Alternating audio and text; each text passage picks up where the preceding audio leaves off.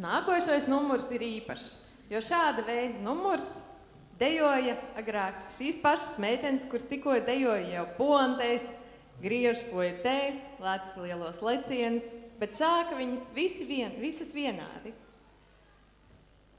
Mazās balerīnas dejo pirmā grupa un palīdz trešās grupas audzēknis Grēta un Heidija, Dianas Buhreiteres horeogrāfijā.